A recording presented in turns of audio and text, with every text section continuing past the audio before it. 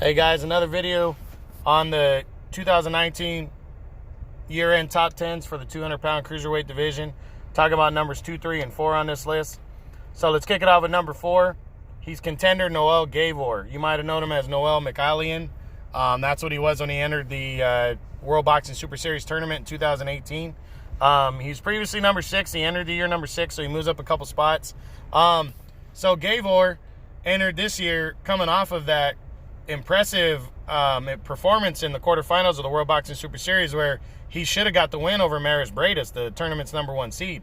He got robbed in that fight. I admit it. I was pulling for Breidis, and he got robbed. And you know what? He decided to not really do anything in 2019, which was sad.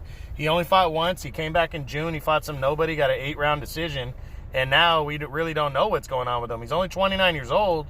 So I don't know why he felt like he needed to take most of the year off, but I hope he really bounces back in 2020, because it was not a good year, not a good way to respond when he could have made some noise, while the other guys were competing in the tournament to finish up the tournament and been in line for something. But he's still the WBC's number 5 contender.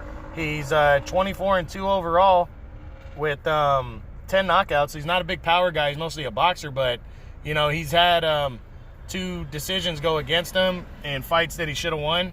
And he's got nothing to hang his head about. He could very easily be, in the tournament finals right now, or at least had made it to the semifinals, and still easily be undefeated. So I think it's something he needs to bounce back this year and really prove that he's deserving of this top 5 spot in the cruiserweight division. Finishing in year number 3 is former 2-time WBO cruiserweight champion Krzysztof Glowacki. Glowacki entered the year number 5, so he moves up 2 spots to number 3. He was in the World Boxing Super Series semifinals. In 2018, he entered the tournament quarterfinals. And he was really a guy that believed he should have been in the original one, in the first one. So they made sure to put him into this when he came in as a 3 seed. And in the quarterfinals, he took on Maxim Vlasov and got a hard-fought but deserving 12-round decision in that one. And that put him in line to the semifinals, where he was going to face off against Maris Breidis. It took forever to get the semifinals scheduled. Finally, they got it for June.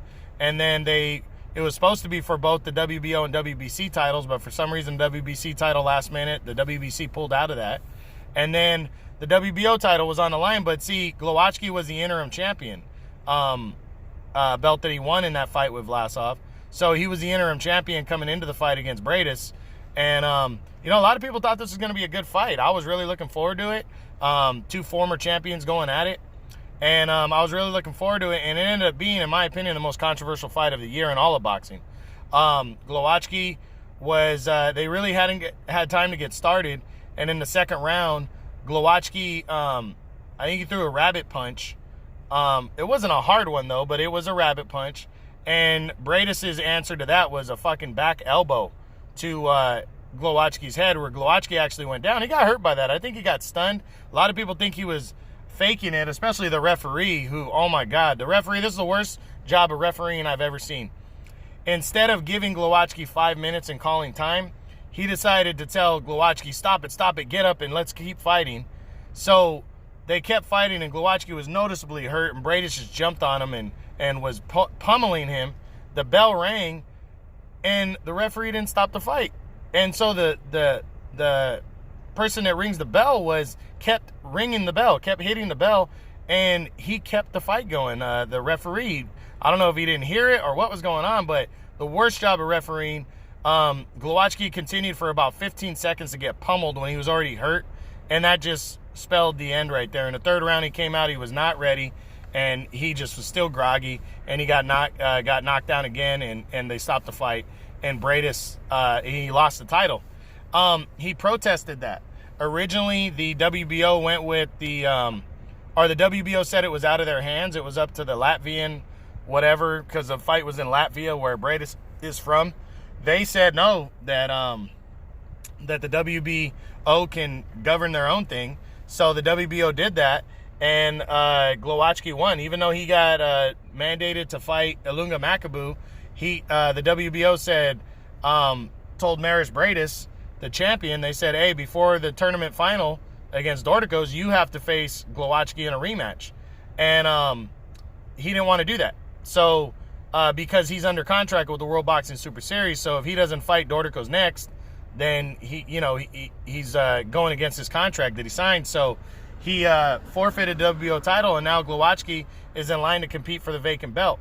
He's supposed to be fighting undefeated Lawrence Okoli, but nothing has come from that yet. I haven't heard anything when and where that fight's going to take place, but that's supposed to be the deal. So Glowacki's been a tough year for him, controversial, but he's got an opportunity to win a world title back and stay right in the mix of this cruiserweight division. And, we'll see what happens against Okoli. Okoli I don't know much about. He hasn't really beaten anybody big, but he is undefeated, so we're going to see how he does against the game veteran Glowacki, who's 33 now. Glowacki's up there. He's 33 years old.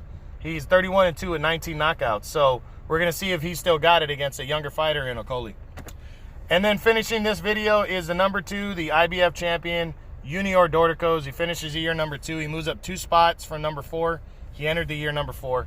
And he entered the year coming into the World Boxing Super Series semifinals after a 2018 where he got knocked out in the first Super Series finals against Murat Gassiev as he attempted to unify belts. That was his first loss, but it was a great fight. It was nothing to hang his head about. He got knocked out in the 12th round. So he didn't take any fights in between, and he just joined the Super Series tournament in 2018 as a 2 seed. And he picked Mateusz Masternak, a tough Polish contender. And he outworked him. He outworked him, got a clean 12-round decision. It was a tough one, though, but he got a decision, and he entered the semifinals. Last minute, he was taking on undefeated Andrew Tabiti. Last minute, the Alexander Usyk vacated the IBF belt because he was moving up to heavyweight. So the vacant IBF title went on the line between Dorticos and Tabiti.